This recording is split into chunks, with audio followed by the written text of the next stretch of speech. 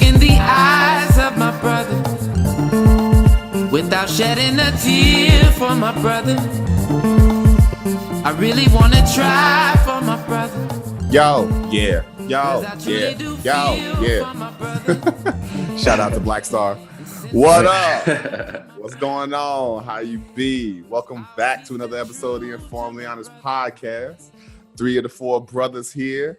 Our mothers are doing well. Last time I checked, fathers, there's mixed feelings in that category. So, we are menaging again. Once again, we are menaging.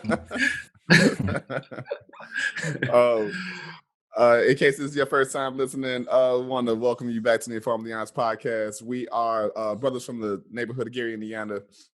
The city of Gary, Indiana, neighborhood of Miller. And we grew up, led different lives, and we want to just welcome y'all to having these conversations that we connect with each other on and, challenge each other, laugh, and all of that. No matter where the conversation goes or what we get into, we pride ourselves on 3 principles, most of all, and that's being forthright, vulnerable, and honest. I missed y'all last week. I don't know if this will come out in order, but I had a show last week. So I missed out on the podcast. How'd it go? I think it went well. Yeah, I think it went. I think we what did we do?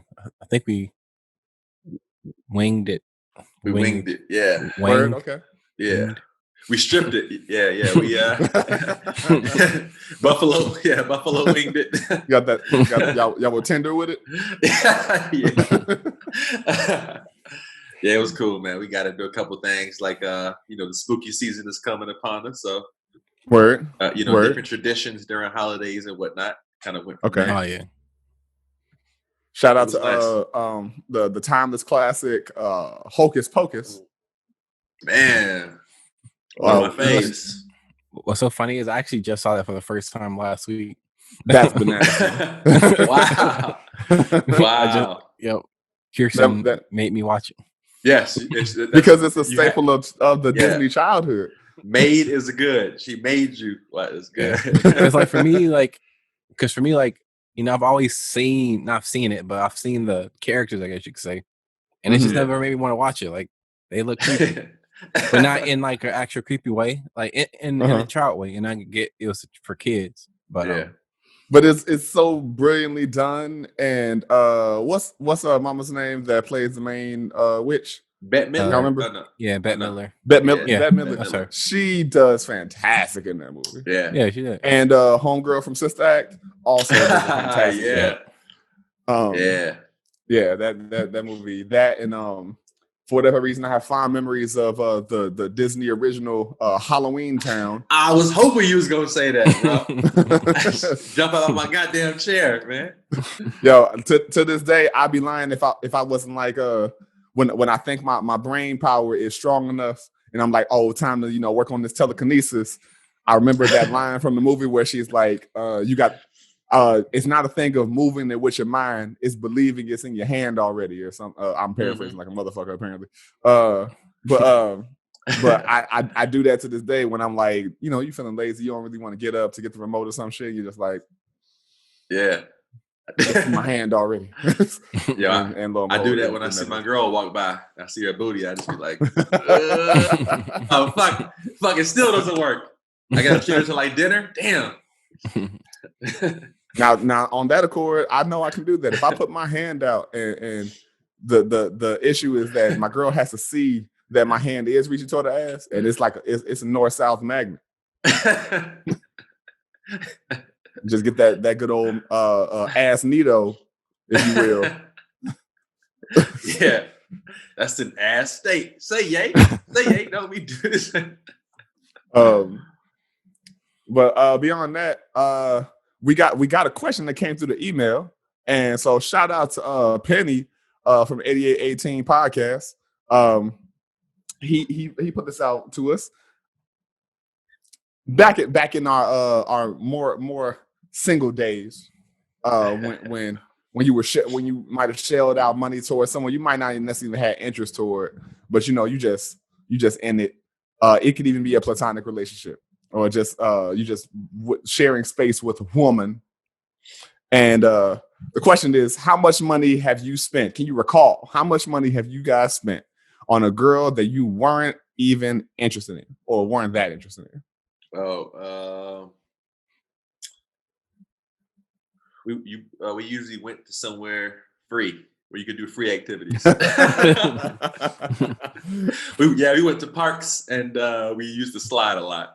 So get them after school special dates. Hey, you want to go tree climbing? That's usually how it went. Mm-hmm. I can't say I recall, to be completely honest. Oh. I'm gonna say this like I was balling back in the day.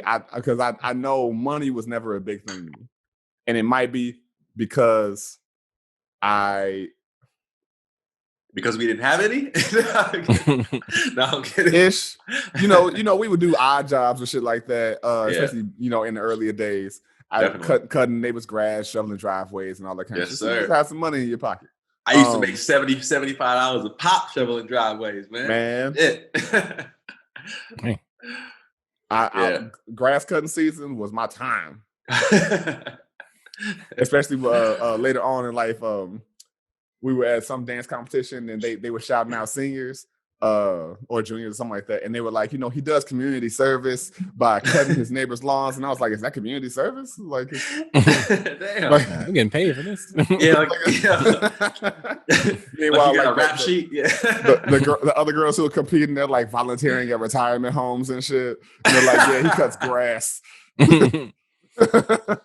No, that's hilarious. Oh my god, yo, what a juxtaposition. That's hilarious. I was like, I don't know that I'm doing that much. Nah, giving all of y'all kids rides home for no gas money, that's community service. Yeah, man. Beyond that, let me stay on topic. I don't know that I ever kept track like that. Hold on one second. A big reminder. The question is, how much have you paid for somebody that you weren't trying to get nothing from? How much money did you spend? And you weren't trying to get nothing from them. Is that what, right? Yeah, like you didn't even have any interest in her. You were just spending money. Got you. Yeah. And over the course of my life, not to sound like some hood philanthropist or something, but I was like, I know I would just do shit. Like I would spend my Earth Day money to buy presents for other people. I would, if somebody told me they was hungry, I'm like, come on, let's go get something to eat. I didn't keep track of it, and that might be my whole thing about positive karma. Yeah. It's like I don't do it for any kind of like recognition or reciprocation from you, because I kind of do it selflessly and selfishly to believe that creation, universe, ancestors, whatever, go, you've done enough good shit, so when bad shit inevitably happens, we'll just take that as a withdrawal from what I call my karma bank.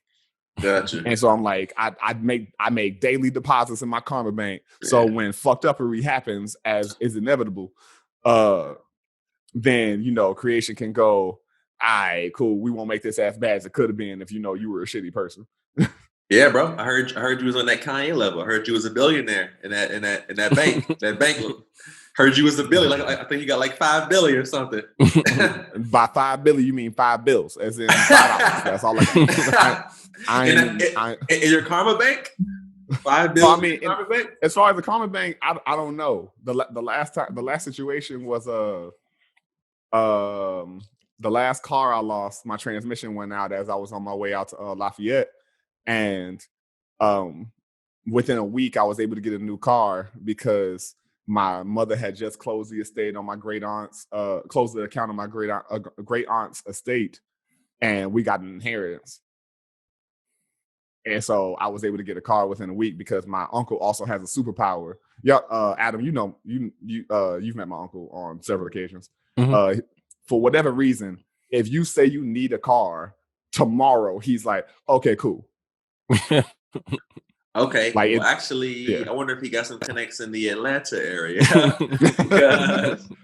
Maybe because if we got some family out there, literally, what was it? I remember at one point, because we got family in Kentucky, he was like, hey, yeah, I'm going to make a trip out to Kentucky because my cousin had called him 2 days ago just to be like, hey, you know, we got this 76 Buick with only 23,000 miles on it in mint condition, mint green.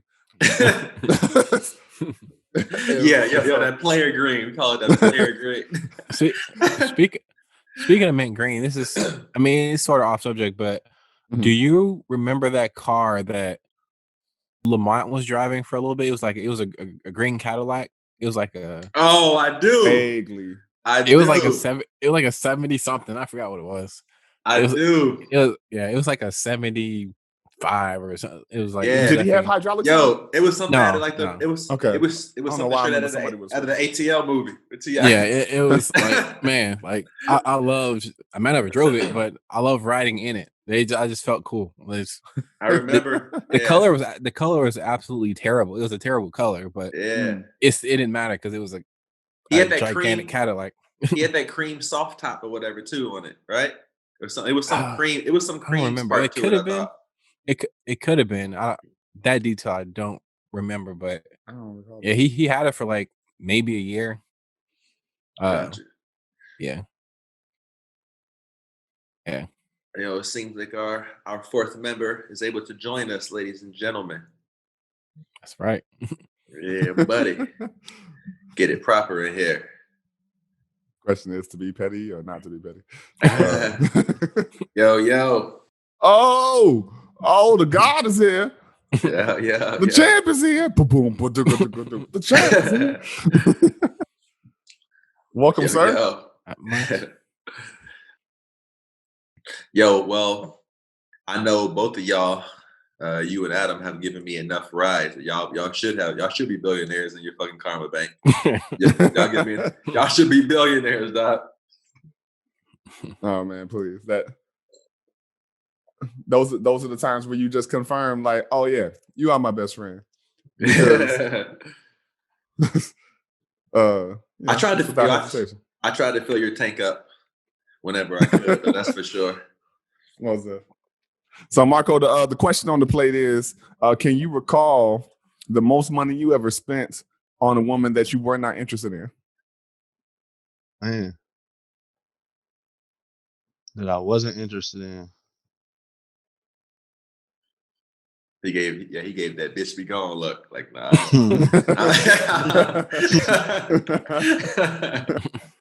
It's like, if I don't feel nothing, you don't get nothing.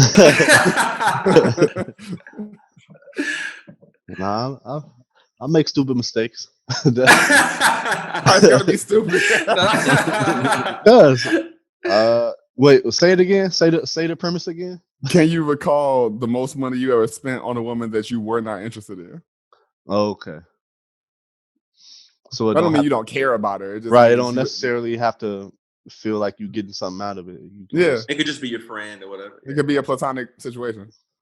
Oh. I usually don't remember stuff like that. If it's a lot of money, then I'll be like, I'll probably remember it. So I guess it hasn't been. I'm gonna need y'all to pay this back in installments. It's just too good. Dinner was too much.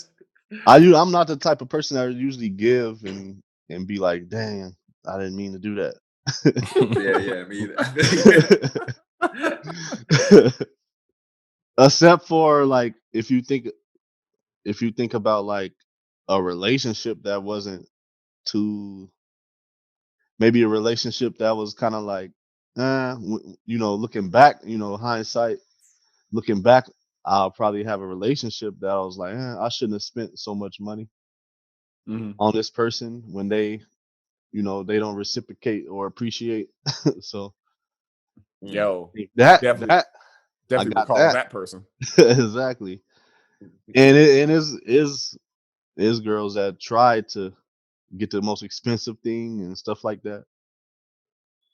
So I pulled up on a skateboard and they were like, nah, yeah, he broke. Yeah, I know exactly where we going. Shoots, motherfucker. We going to shoots. I've never been to shoots. Was there even a shoots around? Wouldn't the equivalent be like a Rallies or something? No, it was shoots in Portage. In Portage, yeah. On Willow Creek, yeah. Yeah. I used to go there all the time growing up. Yeah, I've never been, but yeah, I see it all the time. I used to be like, girl, you don't want this fucking Shamrock Shake? Come on, man. Come on. Ain't that McDonald's?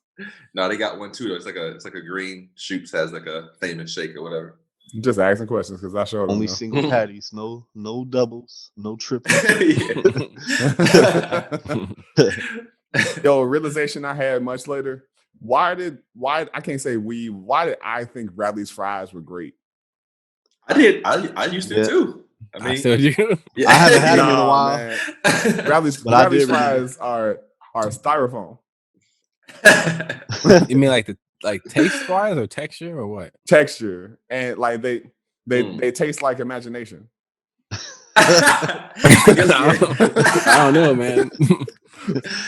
I mean, I guess with an imagination, crow can taste like chicken, but yeah. I wonder what they That's put a on them. saying. Okay. I mean, yo, weren't there like I think they were the curly fries, right?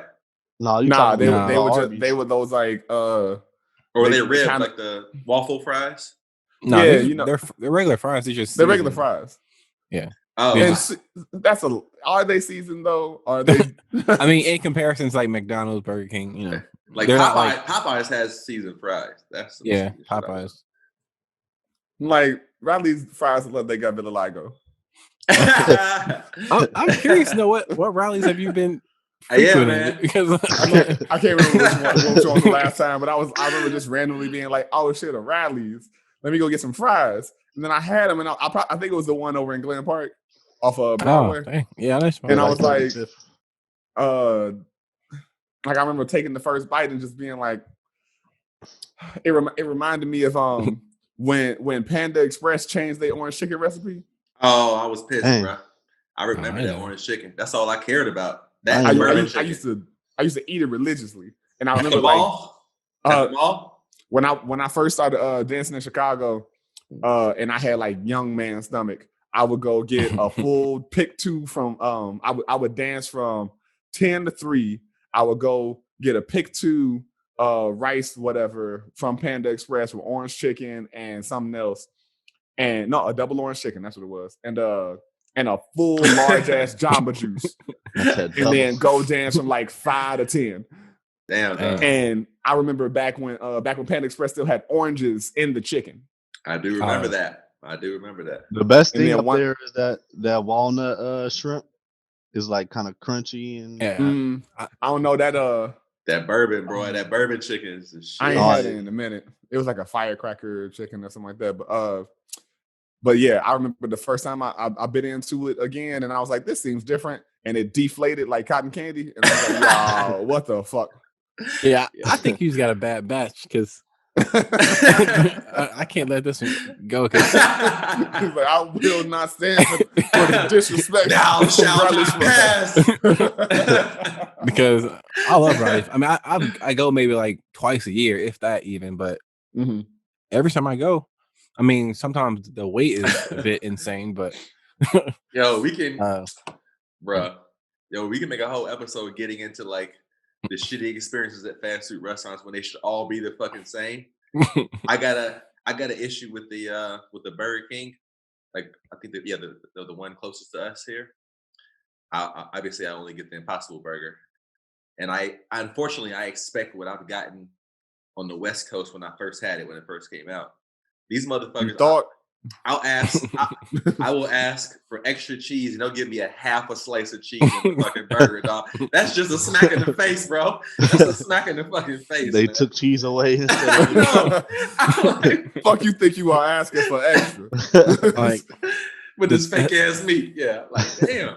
The thing that kills me about fast food employees is like, okay, so as we know, there's been a huge push for the minimum wage across the board to be raised $15 an hour. I'm in complete support of that.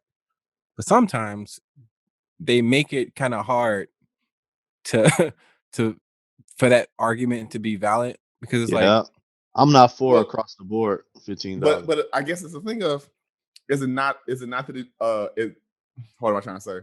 If they got $15 an hour, don't you think that what's the word I'm looking for? The standards of Right now. quality or what? Yeah, the quality will improve. I don't think so. If anything, it would probably lessen because now the corporations are spending more money paying the people, so they're gonna try to find shortcuts, Oh, with the they actual ingredients. But honestly, though, the point I was actually making was, it's like I'm I'm for people making $15 an hour, but it's like you can't continuously forget to put stuff in the bag. You know, it's Yeah, like man. it's like for example, like when you ask for like, hey, can I get a barbecue sauce? And Mhm. you like you don't check the bag for whatever reason. Then you get home and you look in the bag and like it's like really, man, it's Yeah, it I No, feel I you. don't play. seconds to just I don't I, play that shit. I'll get I back feel in the you. drive-through. I feel you, I'll bro. cut in front of somebody in the drive-through. Be like, yo, I asked for honey mustard and ain't none in here. Yeah. that's like First thing I do is like pull over into the parking lot. I pull over into one of the parking spaces and check the bag, bro, before I leave. yeah. I check probably like 85% of the time, and of course that 15 that I don't, that's when it's messed up. It's like there's actually a restaurant out here in Portage. It's not really a fast food restaurant. It's like its own thing. It's not a franchise, but they have a drive-through because it actually used to be like a Checkers or something. Oh, you talking Yeah. about the Mexican place? Yeah, Yeah. What's it called? Oh, I heard. Yeah. Heard of Yeah, that. Yeah, I so go there too. yeah, I go there all the time, and for the most part, my order is always right. So but this one time it was wrong. Well, they left out a whole taco, so but so Yeah, like man, that's a problem, bro. Unforgivable. Yeah, and for me like yeah. we already had we had already got home, so it's like now what? So we just call like, hey, you forgot, and then they say you can just come back within tomorrow or the afternoon. We will just just give it to you for free. So I mean, it was an easy fix, but it still was so frustrating because in your Mhm. mind you're like, okay, I'm about to get these 3 tacos. And you open the box and there's 2 in there. I'm like, man, it's so deflating. Yeah. It feels I don't like you know. waited all day for him and shit. Yeah. Yeah, I don't know if That there's anything more deflating than that. why that's especially frustrating is because you're like, a order of tacos is 3. There is no less. Mhm. Like that's if someone says like, oh yeah, can I get an order of tacos? Like it's 3. Typically, I can't speak for this restaurant. Well, no, this place they sell them single, like because like yeah, they Gotcha. sell them singularly, but then you can also get 2 for whatever the price is. Mhm. So, but we typically just get like, hey, can I get 2 steak and 2 chicken or whatever? But Mhm. that one time though, they forgot.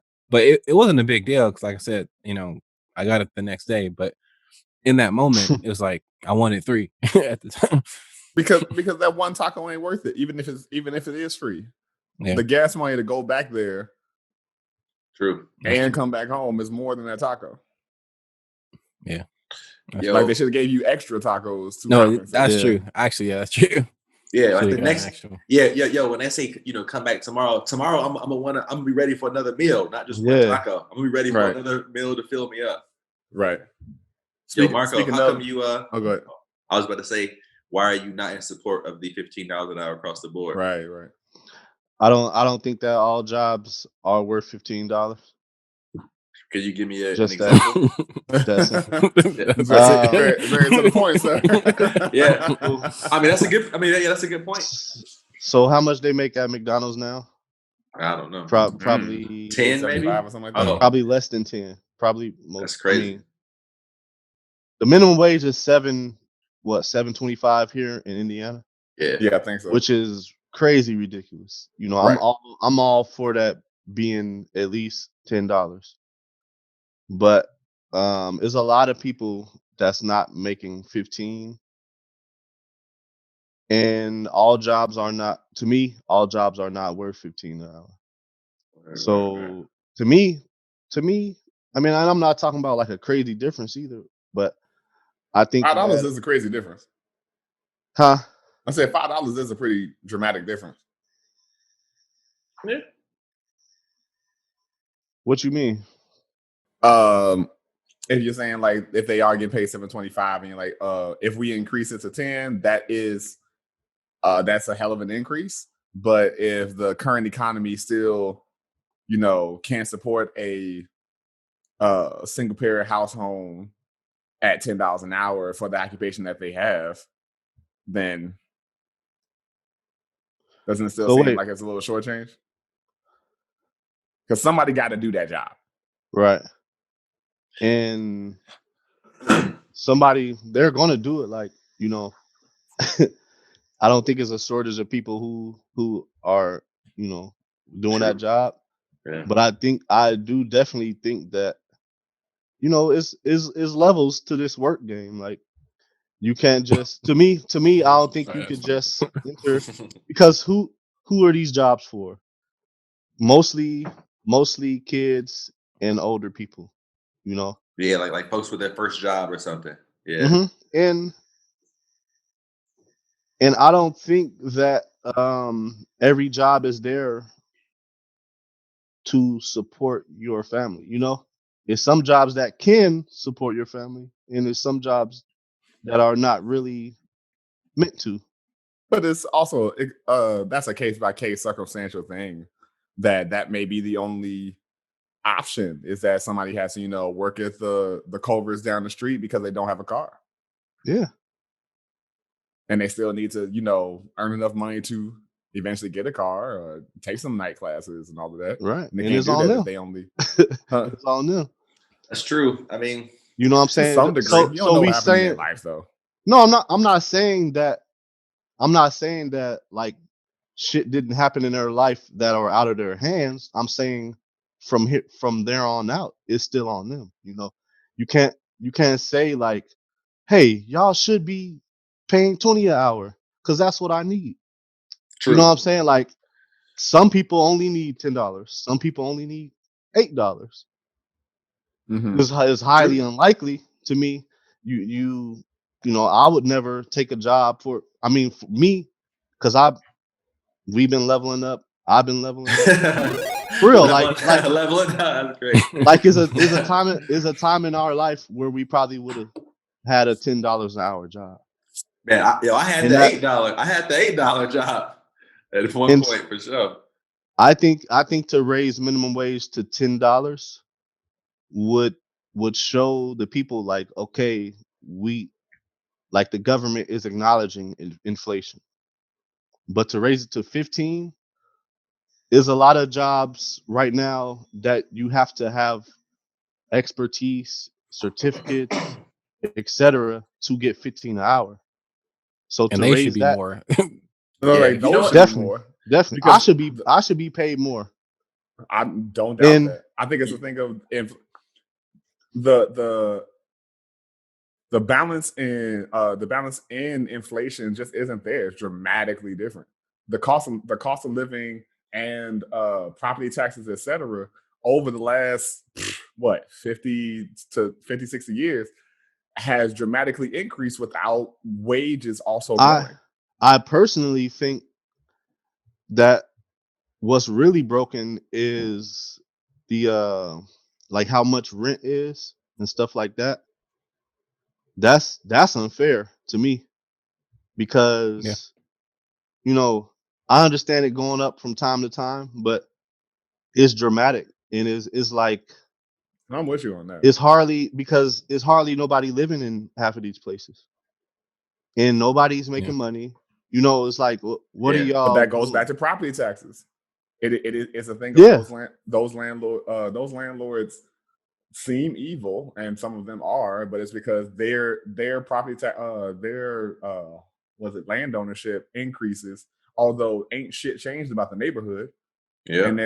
And they're like, So let me ask, they gotta make let me money. ask this Yeah. question: What's specific about 15 that hits y'all the right way? Well, hold on, really quick. Let me just say, I wonder. So let's say on the West Coast, several states on the West Coast, they have a higher standard of living. So I think the minimum wage is 15 or something like that there. So I wonder what somebody who works at McDonald's makes on the West Coast when their standard of living is higher. They have to make more than that, because otherwise, or is it the same? Like, I wonder how that changes accordingly. I mean, the cost of living varies from place to place. Yeah, but I know some places, property some taxes. states. That's what I'm saying. The property taxes Yeah. in New York and the property taxes in Montana are not comparable. It cost, Yeah. Well, like Aaron was saying, I'm just it saying, does like, cost a lot more to live in California than a lot of places, like Hawaii. So yeah, oh yeah, like it's U.S. because but things have to get imported and shit, like shit. Right. Yeah. So, yeah. But I'm just saying, like, I wonder how much a McDonald's worker would make there comparatively because the cost of living is more. I wonder if it's probably changed slightly accordingly more or no, than is it? here. But okay, so for me, here's my take on the whole thing. Because I actually have this conversation a lot with strangers online. So, so I think that well, I cannot talk. I already can't talk, but I really can't talk. So here's the thing. So I'm gonna just piggyback on what Josh was saying as far as uh when you were saying I can't remember what you were saying. Basically my bottom line Anyways, is the job should be accordingly to what it is. That's my point. I just don't. Yeah. I don't think every job should be 15s. Well, and I highly am the person who think it should be increased, but I just think that that's a shot in the dark. I feel you, yo. Even for like, well, when you think about things like some jobs, like the level of danger is much higher, so you would think, well, they would obviously make more than somebody, I guess, who and then who all has other less. jobs, Something like have to increase accordingly too. Yeah, I'm sorry for cutting you off, but it's just a lot to that. It's not. I don't think it's that simple. I mean, the money has to come from somewhere, so it's never that simple. It's like when they say, I mean, the money where it's coming from is less important they got to me the money. because like they always say like, oh, but it has to come from somewhere is what I'm saying. It's just a matter of like they haven't. Yeah, it's come when it hasn't always come when we want it to come. They could come up with it. I'm sure of that. I'm sure of that. So go ahead, Adam. Yeah, so I got my point. So when Josh was talking about inflation, so there's reports floating around that say that if wages kept up with inflation, that the minimum wage today would be like $25 an hour or something like that. I don't know how true that is, and that might be a bit extreme. But the reason why I'm for $15 an hour is because also, like Josh was saying, everybody can't get that job where they're making $27 an hour, $30 an hour. But I don't mean to cut you off, but like we signed up for capitalism in this country. By being born here? Yeah. I didn't get that contract. No, I'm saying, I mean, you don't want capitalism? I mean, but you're living in it, so you gotta, To be honest, I don't. This is me. This how I feel, and maybe I'm just an extreme person, but I feel like I don't want to be here. I want to go somewhere else. Like if I could, sorry, if I could take everybody, like I'll live in Africa. I live in France. Like just I'll live somewhere that aligns with my values. Like for some reason, I don't understand why I look at America as like an abusive relationship for African Americans. And it's like, how much do you take? And why do we have so much stake here? It's like all of the shit that we go through, the wage disparity, like capitalism. We hate capitalism. Look at what it's doing. Like, look at our bipartisan government. Like, I don't see any signs of it slowing down anytime soon. And it's like we can easily go somewhere. That's what I'm on, honestly. And I don't believe that capitalism works for us. And I don't see the change that we all want happening. Well, the thing is, I'm with you, Marco, to be completely honest. I don't particularly care for capitalism because capitalism, classism, and racism are all siblings. And so having one without another is usually not possible. Because even if it's not an oppression toward, you know, Black people as it is here, it's an oppression toward usually some dark skinned folks wherever. And so my usual issue really is that I don't know enough shit about how other governments function. Truth be told, if I knew I could get some refugee status on another bitch and know that I could work like in the ways that I want to work, I'd be out this bitch so fast. So fucking fast. I think, man, I just think in this day and age, like, we all know what they've showed us other countries is like. And I just ran with that for so many years until I start really researching these places and seeing what the people are like and what, you know, like, obviously we know America is, the veil has been exposed. Like, America is not as amazing as Exposed to everybody who? thinks. Niggas have known. We've known. I'm telling you, like, you think No, I get what you mean. You think Like, it's people yeah. not out here sleepwalking about what's going on? Oh, absolutely. Anytime That's I what I'm hear that saying. argument about you know, Black folks care more about this country than anybody else. We fought in every war, yada yada yada. I'm like, this, Fuck all right, that, that's man. cool. Fuck But that. I'm sorry, man. That I feel you. ain't worth shit. It ain't worth shit because the system is not designed for for us. You know, the ones who make it and catapult to greatness should be should be really praised, because it's not easy here. And I don't know what they had to go through and what they had to give up, but I think we got to stop looking at US, and it may be another metaphor of looking for approval from somebody who don't care about you. You know, a system or people, you know, after all the success of people, you know, we could name thousands of African Americans, and they still look at African Americans as second rate here. Out of all the inventions, innovation, socially, in every way, it's still like this. That's the educational system. Well, As Jane Elliott said, it's impossible to graduate high school and not be racist. yeah, she's a cool And lady. curriculum, you know what I'm saying? Like, I really was thinking about this before, and I'm like, you know that phrase, um, you make your bed and now you gotta lay in it.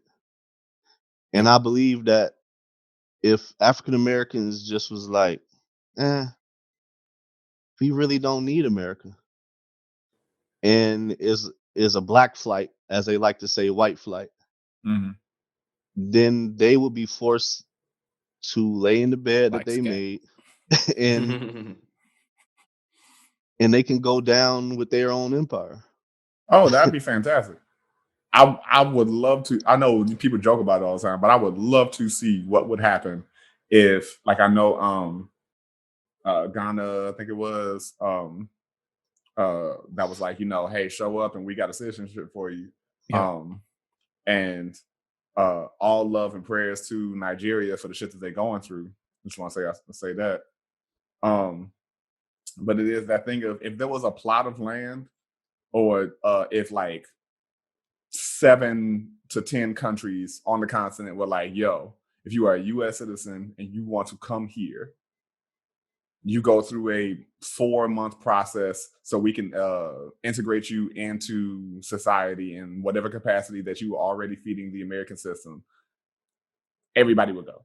For the like 80%, 89% would bounce. I would Wait, just you need think that need a way to acclimate my body with like drinking the water and shit like that. So, you think that 89% of it's a people real would thing. go? Huh? You just said you think 89% of the people will go?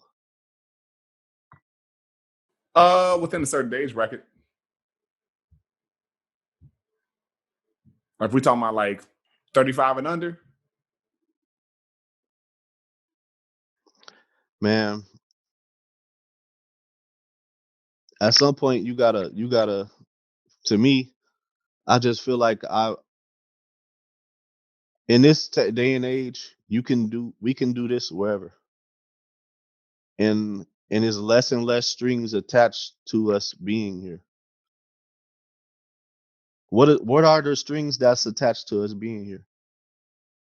Name the great ones. Biggest one probably being family. Well, I yeah, was about to say family. Yeah. But after Yeah. that, I mean, that's pretty much it. To be that's honest, all I think of. Friends Yeah. and family, people, Yeah, friends, family. people, things that can go too. But hey, No, maybe I know a lot of my people. maybe I just feel- not in this I feel you. lifetime. But I just feel like that's the move, man. I mean, if it's a possibility Life if it's a still goes possibility to on. get rich wherever else we go, then yeah, I'm down.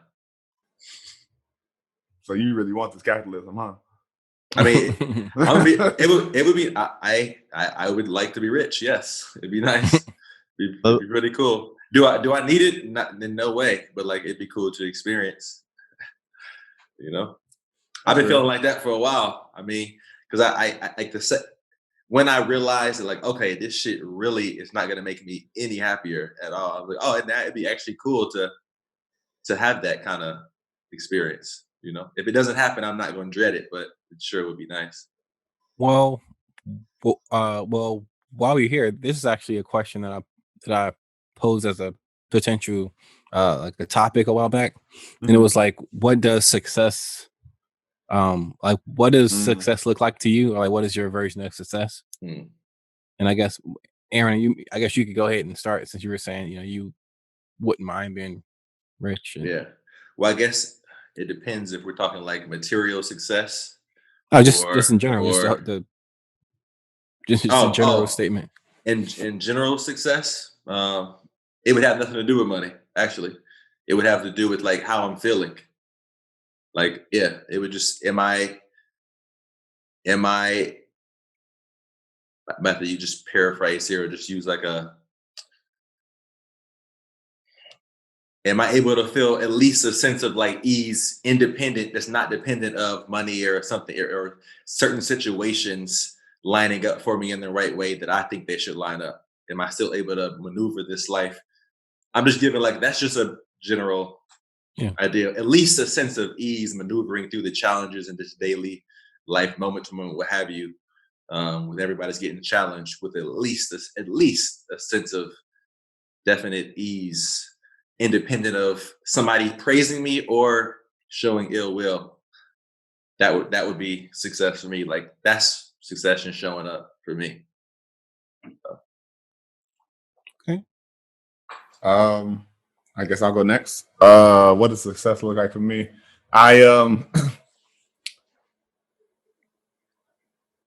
It's two parts. I'm with Aaron that it doesn't necessarily have to do with money, especially because I know if I had money, I'd probably just be giving most of it away.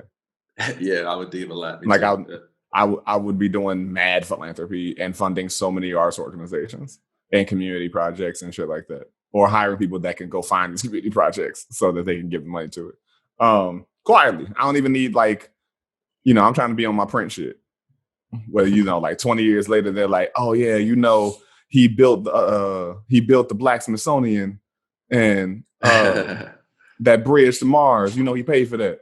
So, but as far as anything else is of success, I kind of recognize everything by the transition, the end. I'm like at the quote unquote end of it all. When I'm done with this phase, are there more good memories of me than unfortunate? Okay. And so if that's the case, in which I have no way to measure that, I have no way to hopefully at whatever homegoing ceremony I have like folks ain't showing up. I'm like, oh my God, I used to love Josh.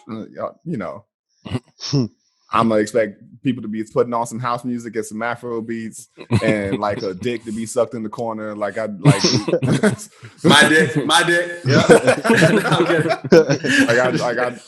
I don't want any of that shit. I am clear. Please burn me the fuck up. I could burn me up, put me in some weed, smoke my ashes. I really don't care. I could not care less what happens to my brother at the end of this shit. Okay, we can turn you into a tree now. People, you can. Yep. It's the thing now. Put you in if I was gonna do one of those things, I would rather be turned into a vinyl. Oh yeah. Okay, so it could eventually end up in the landfill. Hey, Cool. You cool. Great. Could have been a weed. And then I gotta fight that shit to get it. Goddamn. I'm just saying, end up in the landfill or end up as paper for somebody to write their bullshitty love note to somebody who's gonna make their dick wet. Like who knows? Like none of it is a fortunate scenario. So yeah. True. Is there a song that you would want played at your funeral or ceremony or whatever? There's a couple things. One, my spiritual brother, who's like a big brother to me, he was the main character. I can't think. He was one of the lead men in the first musical I did professionally, and his like intro of his character is him. He was playing the Pharaoh Akhenaten, and they're at his father's funeral, and so his first line is like, "My father is not dead," and then you hear like the orchestra come in, "Father," and I told him if I go before him, he got to bust up in the motherfucker, and start singing that with no warning to anyone else. But other than that, I don't know, probably some Coheed shit. I'm putting headphones on. Don't make me put headphones on. Come on, man. Put the headphones on. Don't make me do that. Josh home. Don't make me. I'm there. I'm there at a love in my heart. You're gonna be put some motherfucking earbuds in. Come on, man. What the fuck do you expect? The coolest nigga? What? Like the cool? Came back. Same suit that he was there. Yeah. Yeah, that's a really, really good question, though. Appropriate for a zombie. Like for me, I always tell Kirsten, and I do want to answer the question, the success question, but I always tell Kirsten that if I die before her, that somebody's got to play "Don't Stop Me Now" by Queen. It's just that's just a great song. I love that song. It's one of my favorite songs. Word. Is it selfish to? I was gonna say, is it selfish to score your own? That'd be great. Everybody in Marco's funeral just this unreleased. World premiere right here. Yeah. Yo, I heard this nigga like Dilla and Tupac. He got like 72 albums, like just sitting in the cut, man. They gonna come out every year. Yo, the greatest shit he ever wrote. My stuff going gold and platinum. Stuff when I was alive. Nobody was listening to me when I was alive, but back then it was. Yeah. I would also accept a hologram of me as Michael Jackson in Thriller. That'd be cool, actually. But like, everybody in the funeral gotta like know the choreography. Damn, who paying, like at least like 8 counts. Who paying for your in on your part? Who paying for your funeral, dog? You got a CGI team for your funeral. somebody in Prince family. Yeah. That's funny. Yo, Marco, you gotta. Oh, I was about to. I think I cut. Answer the success. One of y'all was talking about the success thing, right? Yeah, I'm sorry. I asked like 2 questions without even letting the full circle. But as far as the success thing goes, so for me, I'm definitely not gonna say I need like material things necessarily, but I will say I just want to be able to afford to do the things that I love doing. So like whether that's making things, photography, traveling. I just want to be able to do those things, and it doesn't have to be like at the drop of a hat. Like, okay, I'm about to take a trip to Spain. It doesn't have to be like that, but just like I just want to be able to plan. Like, okay, I'm going to Spain next year. Let's do it, and it's not like a second thought in my mind. Yeah. So that's one thing. Another thing is whatever I end up doing for a living.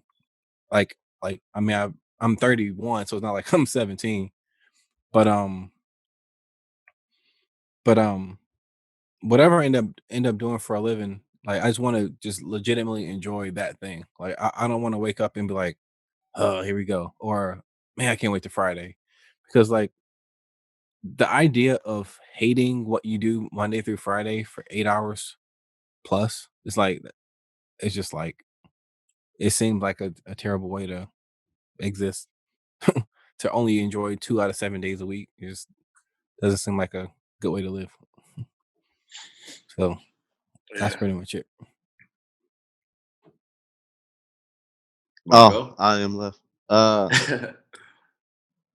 um, success. Okay, so now, now I would say, like, cause I pretty much kind of agree with most of what y'all was saying, but just another side of it for me would be like setting up my kids for success themselves. Oh yeah. Um, because and it's very popular these days to talk about generational wealth and that type of thing, but I feel like that wasn't a major conversation maybe years ago, and or maybe I'll just say it is increasingly talked about now, but um just for my kids to be in a better situation when it's time for them to make their own decisions, they have options and they understand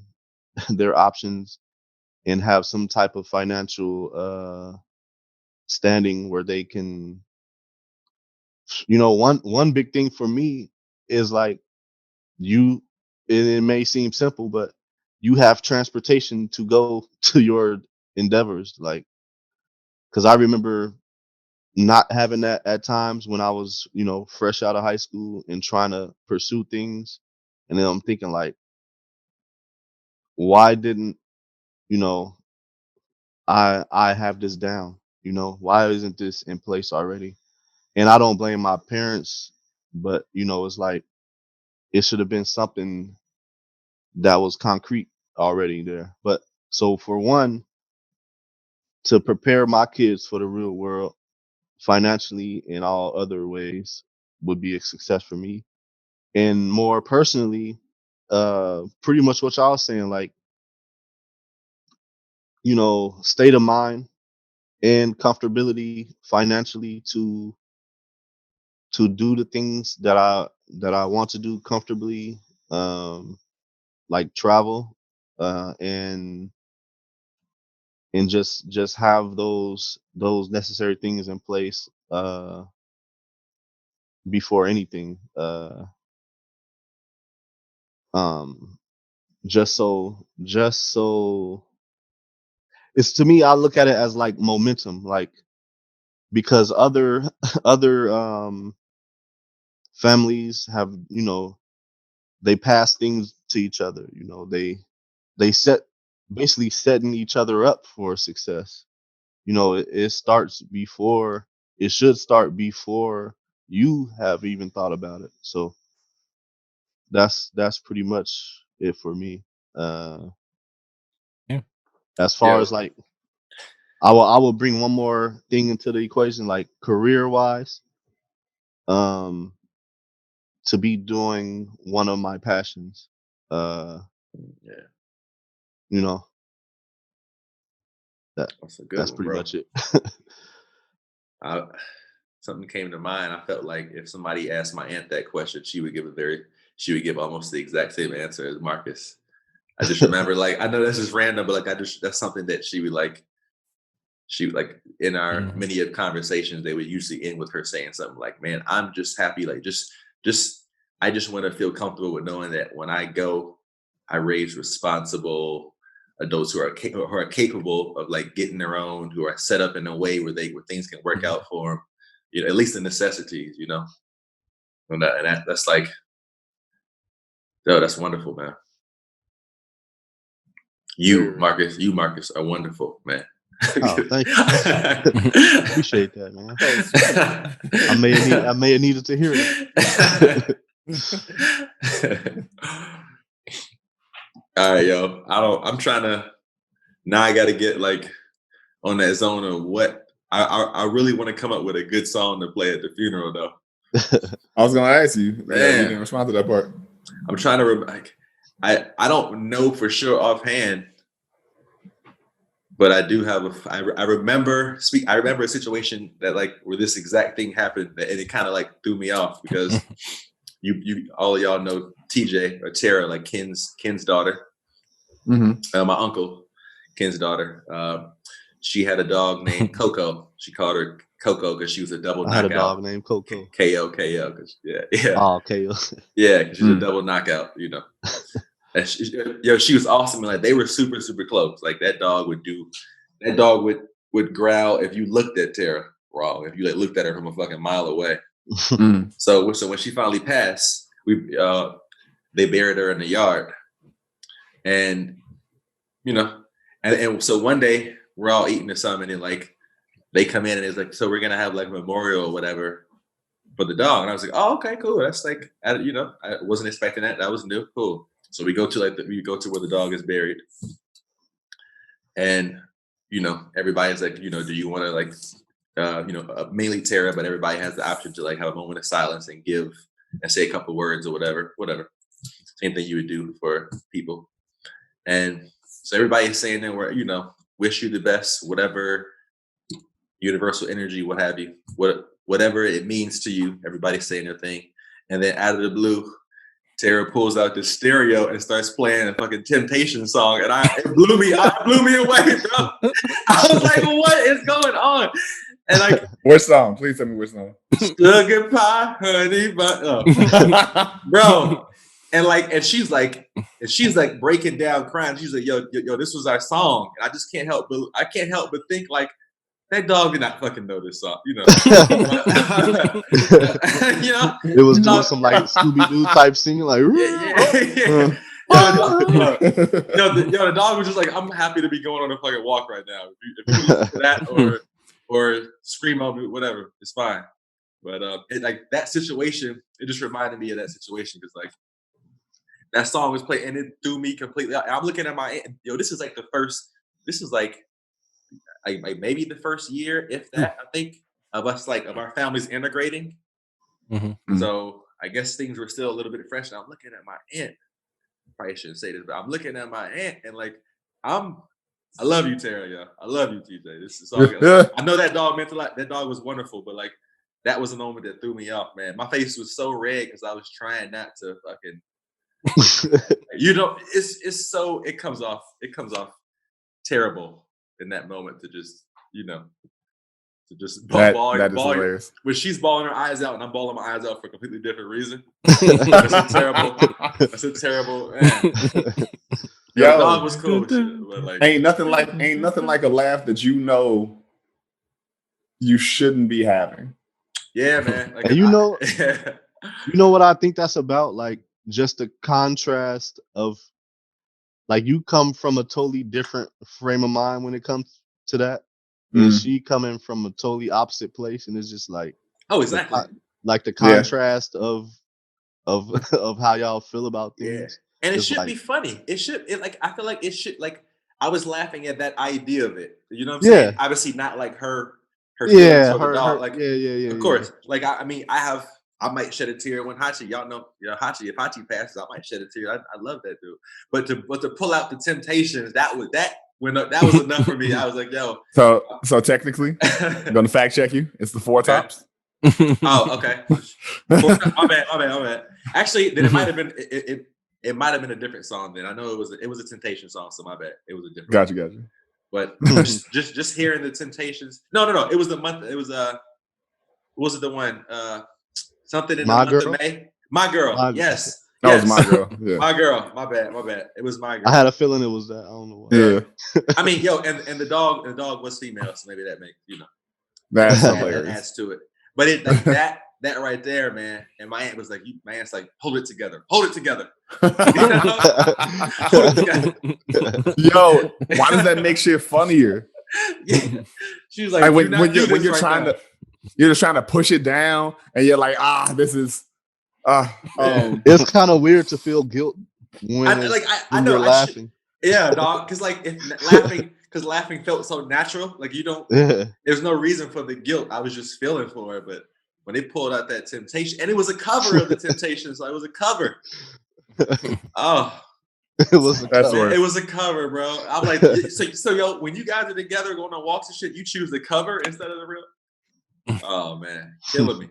That moment will live with me forever, yo. That moment. Do y'all have any moments you can recall where you had a laugh and you're like, this shouldn't be as funny as it is, and I probably shouldn't be laughing as hard as I am? A lot of them, bro. I'm sure that you can recall. Yes. Oh my gosh. I mean, you sound like a terrible, but like when you grow up and you young, it's easier to laugh at things that are like that end up being mean when you really don't necessarily recognize it.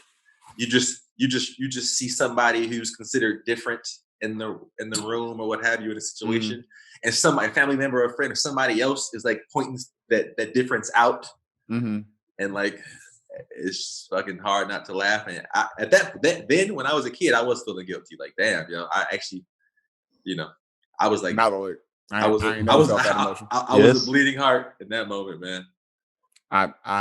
I laugh at shit that I laugh at shit in this capacity as an adult.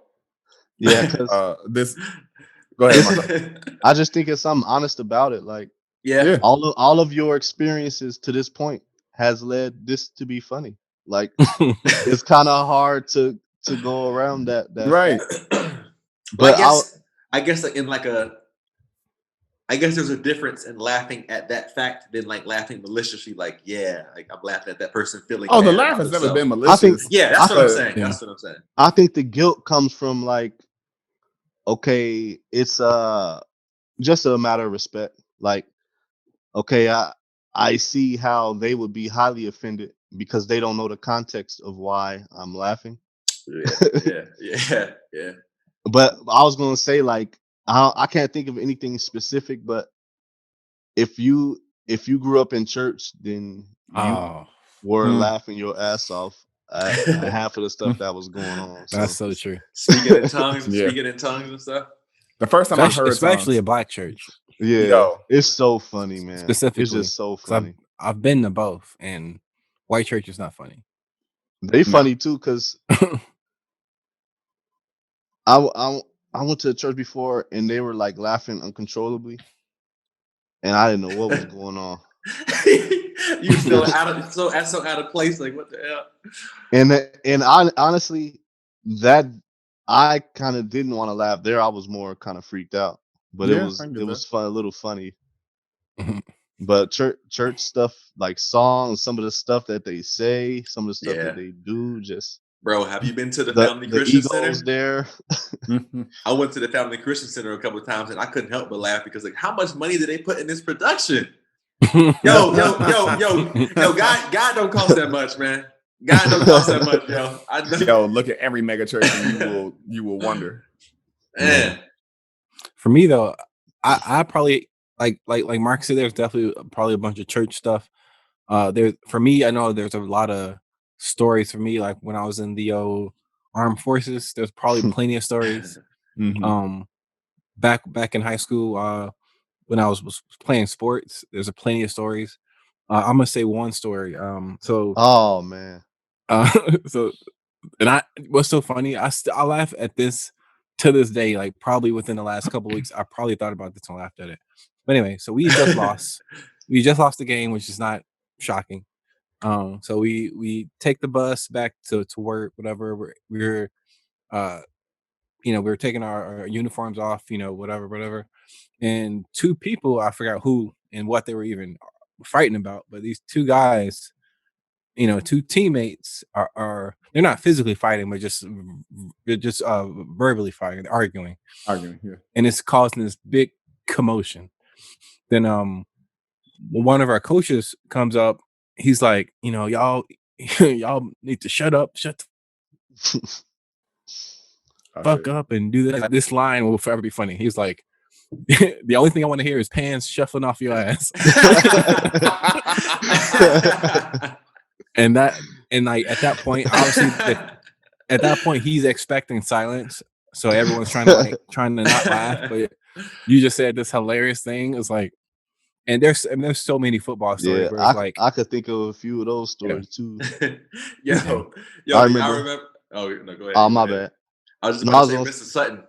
Yeah, I remember Mr. Sutton was saying, "I can't believe you guys are playing this game and you're calling it booty tag." There's a lot of funny art room situations too. Man, that was good. I was gonna say I remember in practice, like we had that drill where we had to get low under the bar. Yeah, I was gonna say that story. And I guess we wasn't doing good to one of our coaches' expectations. So this dude was eating an apple. I don't know why. It just made it more funny to me.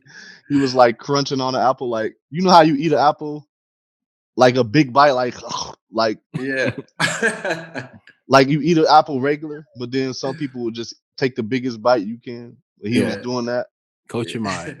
And then he was like, because it was like, if I'm not mistaken, these bars were like really metal that we had to get under. Yeah, it was like aluminum or something like that. Yeah. It's metal, yeah. So he trying to tell us how to get lower.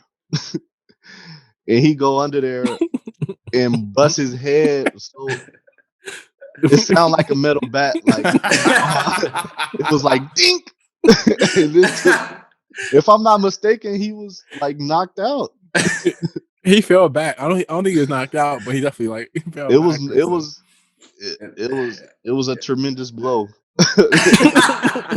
And it was hard not to laugh because you telling us, showing us what to do, and standing around looking at you, and you brought so much intensity to fail so hard.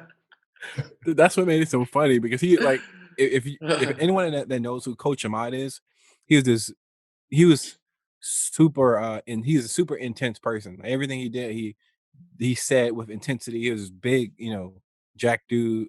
Well, he wasn't big, he was actually short, but he was just a very intense person, and he added all this intensity to fail. And that's what made it even funny. Like, I think if he was just a laid back dude, it wouldn't even have been as funny. Everybody was so quiet, and that noise was just so loud. Like, dang. Like, he had no helmet on. Like, I don't remember I think we had pads and stuff on. Yeah, I think we did. He went in there wholeheartedly. Just it's a lot of stuff from that too. It's just coming to me now. But tons of sports stories. But I don't know if what was it? I was on a research tour with my college job, and we were in Oklahoma. And what usually happens is they have like some dance contribution come, as well as like all the other arts groups. And what's the typical thing for like young dance groups? They always have like uniforms and jumpsuits and shit like that. And so we're just sitting here paying attention to this horrible performance being put on by like a local singer who was singing some song she wrote called "Love Is an Action Word," and there's already this embarrassment thing happen. But then I look over to my side, and I'm just looking at the little girls as they like get ready to dance, and they just sitting there talking to each other, and you can see like the embroidered names on their chest. And one little girl, her name was spelled BRE, ONNA.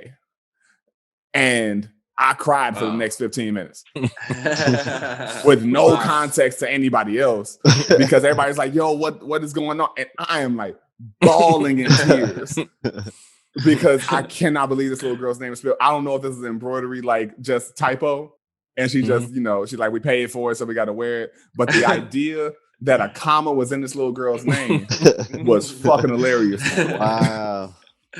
That's funny. Hey, yeah, man. I feel like now that we think of, there's a bunch of those, man. Oh yeah. Sure. Man. Like mainly growing up with like my brothers and shit. Like if one of them started laughing, man. Actually, I remember one with you, Marcus, when we went to check out. I think we went on like a college tour, and we stopped to watch that baby, that cow being born, that baby calf being born. Yeah, that was in Indiana. In Indiana, yeah. Yeah, it's in like southern Fair Oaks or whatever. Yo, we were laughing so hard that like my aunt was trying to hold it back, and she was like trying to be a parent about it, and, like calm us down. People had to escort us out, yo. People had to escort us out. I was dying, bro, because the way they had it set up like a fucking football stadium. Yeah, it's like you coming in there to see a show, like a theater show. Yeah, and they got it behind glass. Like, what the fuck are they doing to this cow? The faces that damn cow was making, man. I had to do at least one. She stuck her tongue. I'm like, yo, I'm so glad I'm not a woman. God damn. It's like this is really a spectacle. Like people coming to, hey, let's go see this. And they had security and stuff. Like, they had security escort us out of a cow being born. A calf being born, yo. That. Then we got shakes. Yeah. Man. That seems kind of apropos that you saw a cow go through that. And when you got some dairy. And laughed the whole drive home. Oh my God. Appreciate you. Yeah. That's fucking hilarious. Yeah. Well, on that, guys, I think that we can go ahead and wrap there with some good old cream for your dreams. Yo, and, I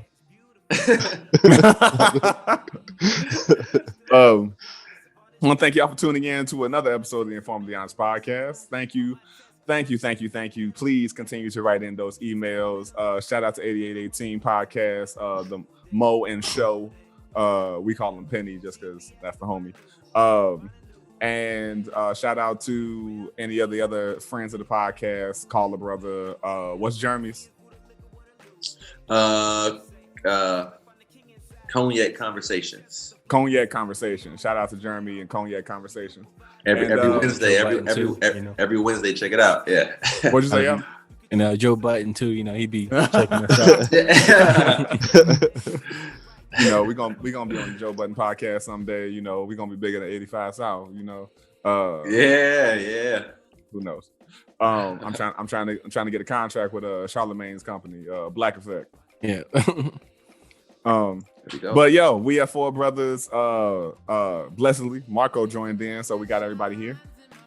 Who pride ourselves on always having ample and integrity-filled, comedic, and reminiscent conversations that you can always tune into. By all means, write us in at informillyhonestpodcast@gmail.com. You can follow us on Instagram at InforMILLy and on Facebook at InforMILLy Honest Podcast.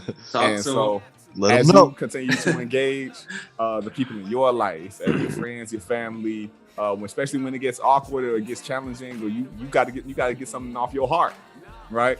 I hope that you can have every conversation confidently and full of bravery. As you continue to be forthright, vulnerable, and most of all, honest. Peace.